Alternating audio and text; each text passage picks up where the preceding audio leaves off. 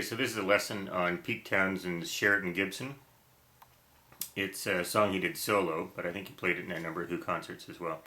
So the first thing you notice is that there's a capo in the second fret. That's what you need to do if you want to play along with the studio recording. But you'll also notice that when Pete Townshend plays this live now, I guess because he's older and his voice is lower, he doesn't use a capo. But it's the same chord positions, okay? So I'm going to use this capo, and I'm going to pretend that the capo is the nut. So when I refer to frets, this is going to be 1, 2, 3, and 4, okay? As if the capo is the first. So you start out, you're in a C major position. Okay, and he's arpeggiating. I think he uses a combination of his pick and fingers. I'm using a pick for this because you move from arpeggiating to strumming. And so it starts out like this. Okay, so you're playing the 5, 4, 3, and second string. Strings number 5, 4, 3, and 2. Down. I play it downstroke, downstroke, downstroke, and then an upstroke when I get to the second string. Okay, so that's the C major. Okay, so what I've done there is take this finger off the C on the 5th fret and move your middle finger from the 4th string to the 5th string on the B there at the 2nd fret. So 5th string, 2nd fret. Then move it back to the 4th string at the 2nd fret. Then you're going to put your 3rd finger on the G here, 6th string, 3rd fret. Okay, so what you got this bass climbing down a bass line, right? Okay, so you want to do that while you're playing this C chord, and you aren't always holding down, and you have to be aware of this, you're not always holding down this E or the 4th string 2nd fret. So I'm going to do it slowly.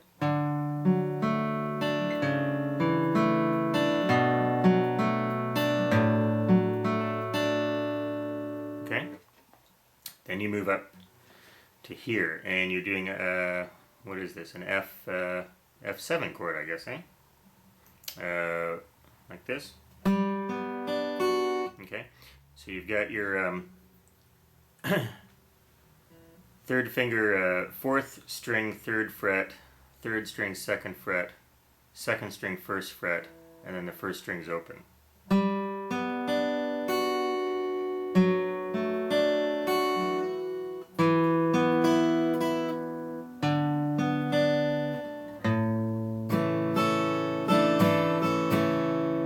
Okay, so what you do then is you're on this F7. I hope it's an F7 because that's what I'm calling it.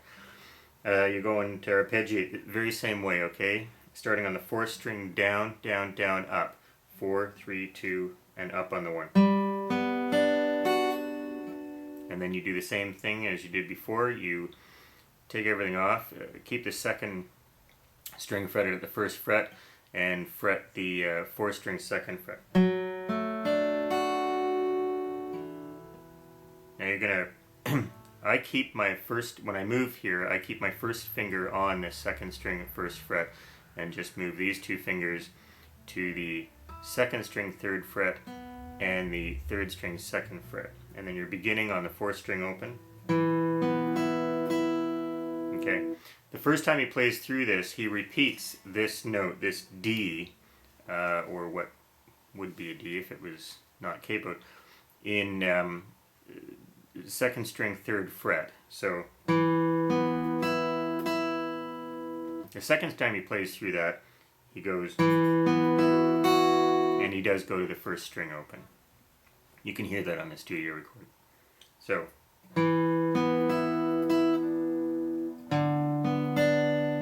okay, and here you've taken this finger and you're fretting the 5th string 3rd fret.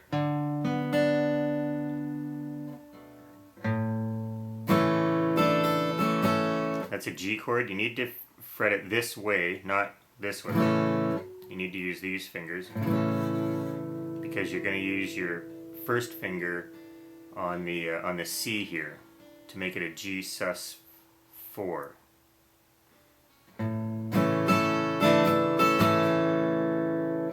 Okay, so I'm going to do that slowly.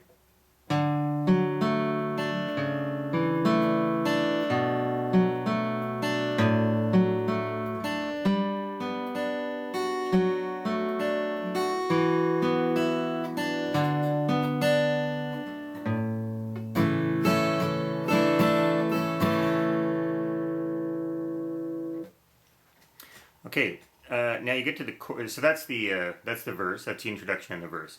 You get to the chorus then, and you're basing it on a D shape chord.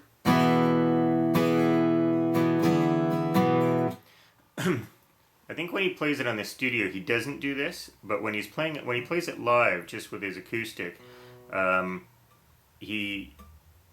noticed that he uses his pinky here on the C, 5th string, 3rd fret.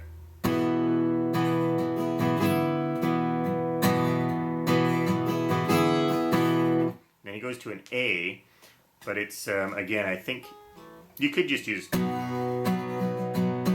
You could just do an A, but I think he's voicing it a little bit differently, and then he's again going from an A to an A sus4. So, in terms of voicing it differently, he's including this A here at the, and I realize it's not an A because of the capo, but let's just pretend. At the 5th fret, 1st string. So you can use a bar here. It's still an A chord because this is just an A, and then you can use your middle finger here to fret the 2nd string, 3rd fret to make it an A sus4. Okay, so he's going like this.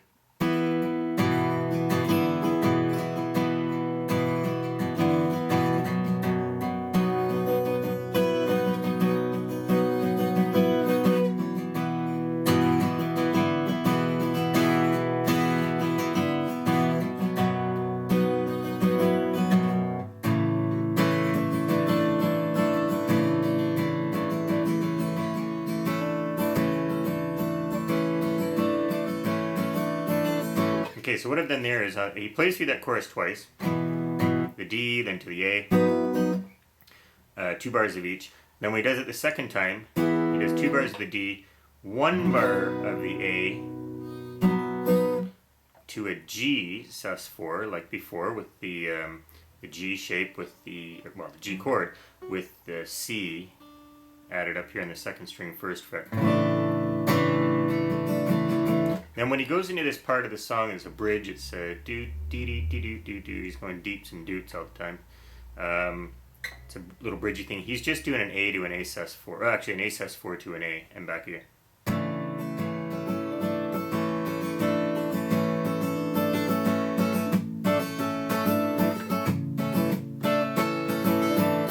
And he uses a little bit of palm muting and stuff to make it kind of funky, but that's all he's doing.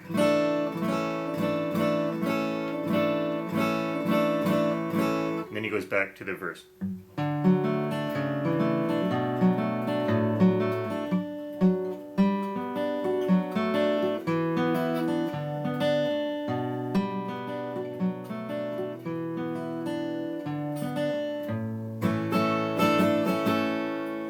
Okay, that was a bit sloppy, but you get the idea. So there you go, that's the song. He ends on a, when he ends the song, Boy I Want to Go Home, he does the G sus4 to a G, sus4 to a G. Hope that's helpful.